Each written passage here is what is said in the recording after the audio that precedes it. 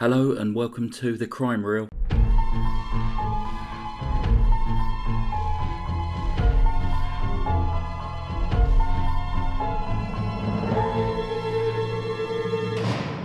For today's true crime narration, we shall be looking at the disturbing case of Kemi Adeyoola, a young woman who was born with so much, and yet it still wasn't enough.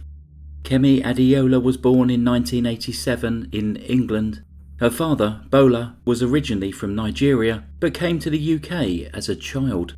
Her mother, Mercuria, was originally from Barbados. The pair had 3 daughters together, with Kemi being the middle child. Bola was a successful property manager and former boxer, and the family had a fairly affluent lifestyle. However, in 1989, Bola was convicted of cannabis smuggling and spent a period of time in jail. This led to the downfall of their marriage, and they would divorce soon after. Mercuria remarried and had another child, and upon his release from prison, Bola rebuilt his legitimate property business, but also became the subject of a BBC investigation into housing benefit fraud. Kemi lived with her mother in various locations throughout England, and contact with her father became increasingly sporadic until eventually contact was restricted to money and messages being sent to the children via their grandparents. It was rumoured that Mercuria received several £1 million in the divorce settlement, but it is unclear where this money went.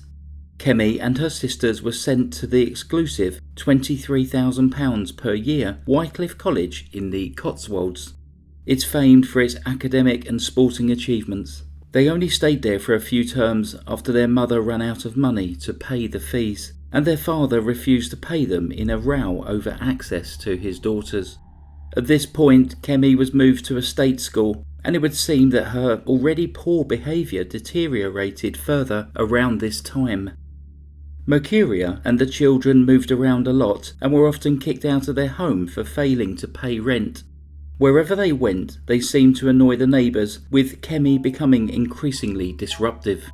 It had been alleged that at one of the rental properties she killed the goldfish in the neighbour's pond and then blamed it on the cat. In February of 2002, the family moved to Golders Green. It's a predominantly Jewish neighbourhood in London, where their neighbours were an elderly couple by the name of Anne and Leonard Mendel. Anne and Leonard had been married for 54 years. They were a deeply religious couple who had one son who was an academic in Manchester and a daughter who lived in Israel. In all, they had 14 grandchildren and great-grandchildren. Anne had devoted her life to her family, charity and community, and even though she was becoming increasingly frail and struggling to hear, she would still go out of her way to help others. This was demonstrated when Kemi was locked out of her house and Anne invited her into her home. What could be seen as a small neighbourly gesture can be amplified when it is considered that most of the other neighbours in the area describe a reign of terror from Kemi at the time. She would play loud music at all hours of the night and day, walk around naked and shout, scream and swear at anyone who challenged her behaviour. She racially abused an Asian member of the community, hiding behind a bush before punching him in the face, breaking his nose. Nevertheless, Anne saw a child in trouble and helped her.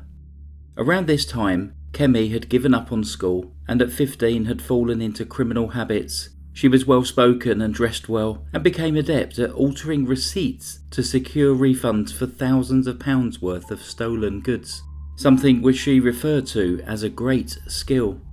In July 2003, the family moved away from Golders Green.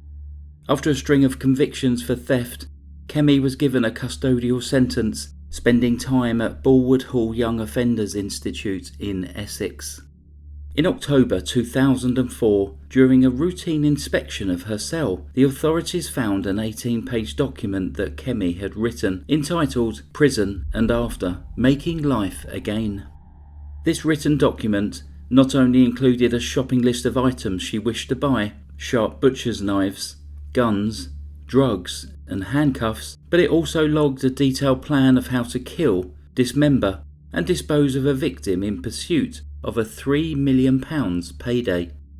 She wrote about stalking an elderly woman in a wealthy area and possibly gain access to the woman's house by posing as a schoolgirl who was carrying out a questionnaire as part of her homework. She went into great detail with lines such as, "Run lightly and silently behind her and cover her mouth with a gloved hand," and "Make her so scared she cooperates. Keep calm, composed and silent. She must cooperate or take a knife to her throat. Tell her, this is your only warning." Her plan involved getting PIN and safe numbers to get her hands on valuables before graphically describing how she would kill and dispose of the body by building a cling film tent. Then, with your butcher's knife, remove her head, wrap it in film to contain bleeding, detach limbs one by one. In an alternative scenario, she described putting the woman in a car, cutting her throat, then setting the vehicle alight and sending it over the White Cliffs of Dover. When Kemi was confronted by psychiatrists and prison staff, she insisted that the notes were part of a draft for a novel that she planned to write.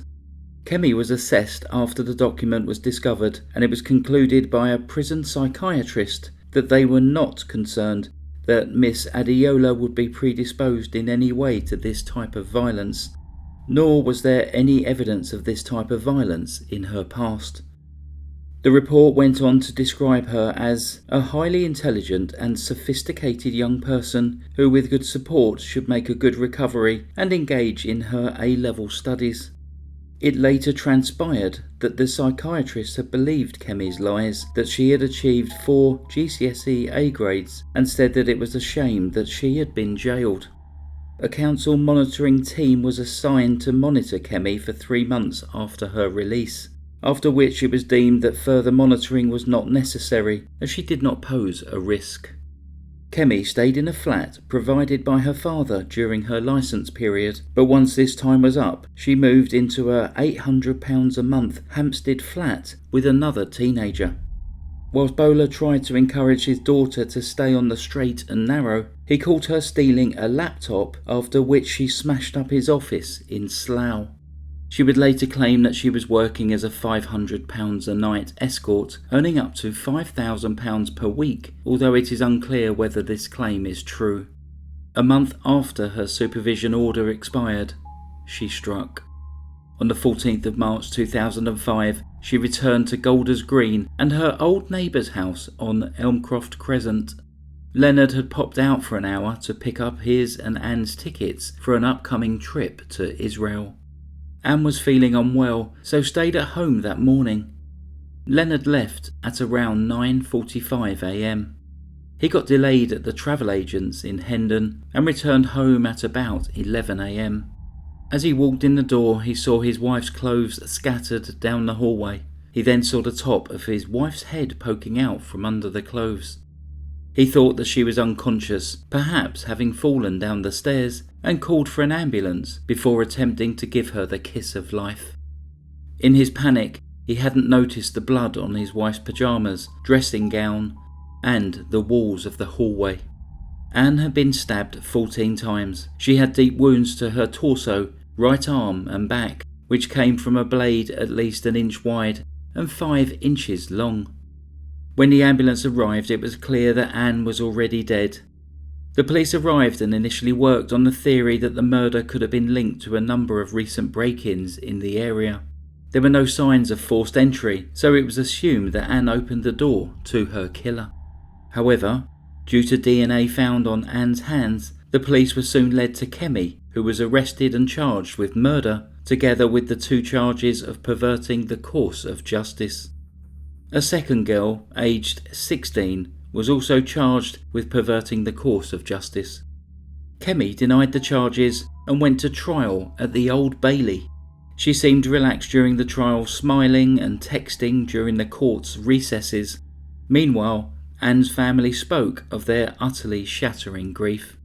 Kemi's defence argued that she had visited Anne on the day before the murder, and when Kemi had helped the old lady across the road, Anne had inadvertently scratched her, which accounted for the DNA that had been found on Anne's body. They went on to dismiss Kemi's writing as the scribblings of a 16-year-old girl who was fascinated by writers such as Martina Cole and James Patterson. However, it was shown to the court how Kemi had attempted to construct a false alibi with the help of her 16-year-old friend. She was recorded trying to bribe a bus driver to say that she was at a bus depot and had also attempted to alter a shop receipt for a phone charger at the time of the murder. On the 27th of June 2006, the 7 men and 5 women voted with a 10-2 majority to find her guilty. Detective Chief Inspector Steve Morris called her a callous and devious young woman, adding, "Her cold, calculated use of extreme violence beggars belief." A source close to the murder inquiry described Kemi as being born to kill, a supremely arrogant psychopath with total disregard for humanity. Kemi's father, Bola, stated, "Nobody is born evil, but what she did was evil. She is no longer my daughter. I will never see her again and don't want her anywhere near me. I regret the day I ever met her mother. When I saw Mrs. Mendel's picture, I started crying." Some close to the case believe that more victims may have been in the pipeline and that the attack on Mrs. Mendel may have been a dry run for a wealthier target, as per the plan that she had written whilst in custody. Detective Sergeant Paul Belsham said, "If she had got away with this, then God knows what she might have done. She is very, very dangerous." Leonard Mendel, who moved to Israel to live with his daughter, described his wife as someone whose life was taken up with kindness and giving of herself to others. The unjust end she met, having so much taken away in such an undeserving manner, left us in total shock. The judge described Kemi as intelligent, manipulative and skilled in deceit way beyond your years. This was as she was sentenced to life in prison, with a recommendation that she serves at least 20 years behind bars.